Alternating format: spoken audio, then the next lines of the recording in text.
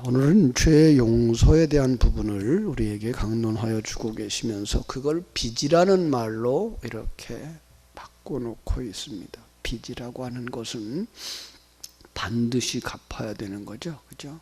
반드시 갚아야 되는 거죠. 어떤 면에서 우리가 하나님 앞에 죄 사함 받아야 되는 것도 반드시 이루어져야 되는 거예요. 그러지 않으면 어떻게 돼요? 빚을 갚지 못한 사람들이 지금 여기 옥에 처해지는 그 상황과 똑같이. 자, 한번 생각해 보십시다. 1만 달란트를 빚진 사람, 주인이 명하죠. 갚아라. 내게 있는 거 다 팔아서라도 갚아라. 종이 사정을 하죠.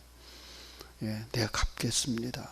근데 1만 달란트라고 하는 그 액수가 이 개인이라고 하는 한 사람이라고 하는 그 사람이 감당할 수 있을 정도의 양이 아니에요.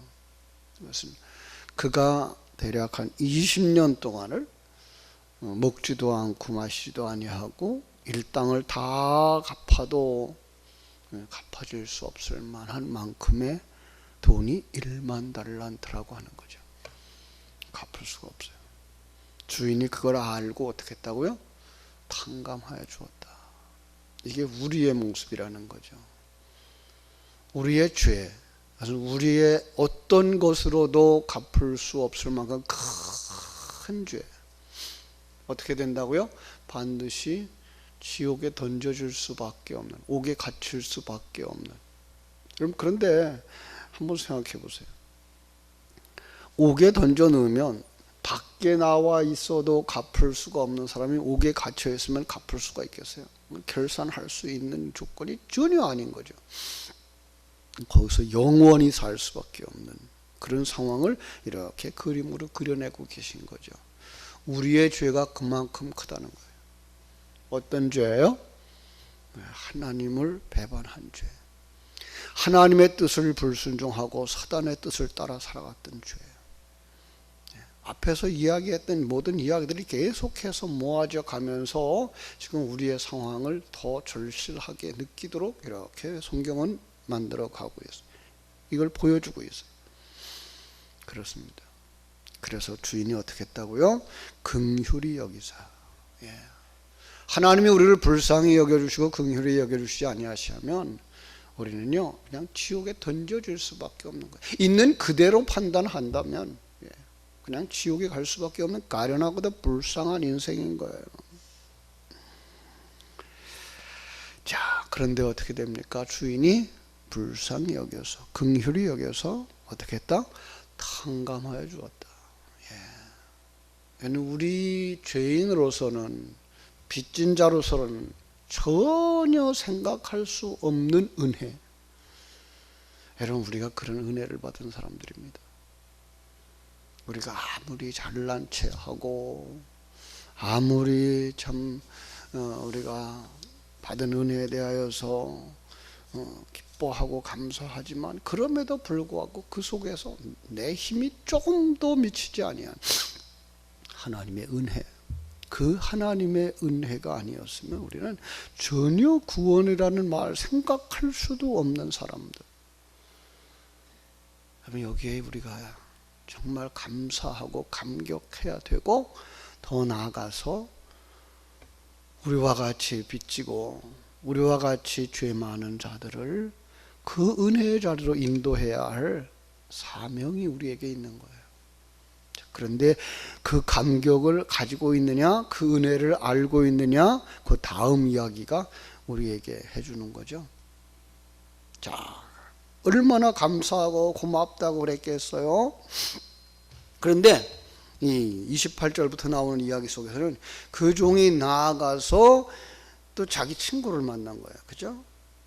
근데 그 친구는 100데나리온의 빚진 자예요. 이 사람한테. 이 사람이 저 사람한테 100데나리온. 이건 한 100일 정도의 품삯인 거예요. 석 달 정도에. 갚을 수 있을 정도죠? 근데 아직 그 친구가 못 갚았어요. 어떻게 해야 되죠? 자, 은혜를 아는 사람이라면 내가 1만 달란트라고 하느니 20년을 갚아도 못다 갚을 그 빚을 탕감받은 그 은혜, 감격 가진 사람이라면 그에게 이거 주어야 되죠. 그에게 이 사랑 주어야 되죠. 없어도 살잖아 이제. 그런데 그는 어떻게 했다고요? 참 참아달라고, 내가 갚겠다고, 기다려달라고 그런 것들을 듣지 않고 가서 빚을 갚도록 옥에다 가두었다. 금방 얘기했어요. 옥에다 가둬버리면 갚을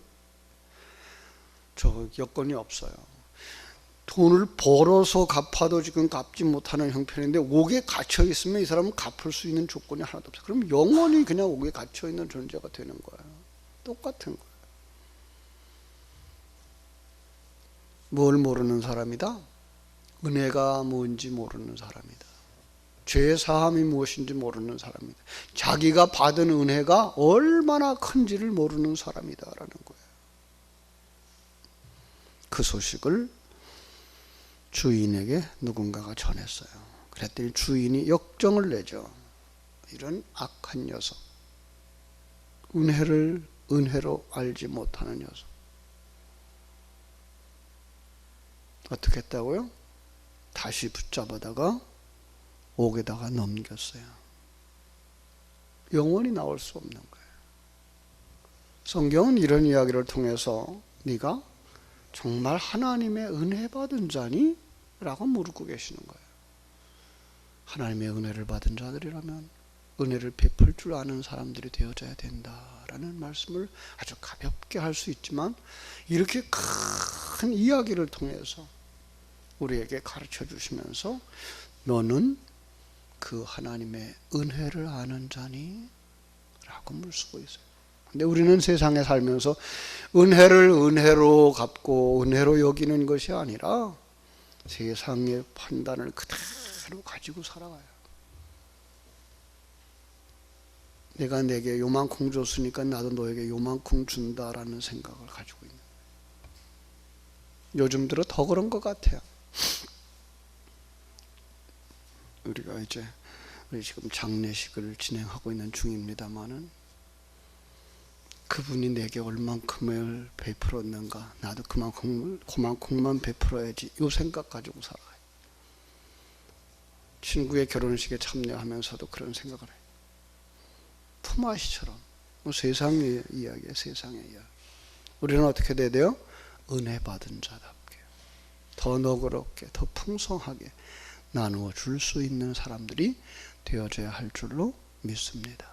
오늘도 하나님의 은혜 속에서 나는 은혜 받은 자인가, 내가 받은 은혜가 얼마나 큰가 묵상하시고, 그리고 그 은혜 받은 자다운 삶, 너그러운 삶, 용서하는 삶, 그리고 진정한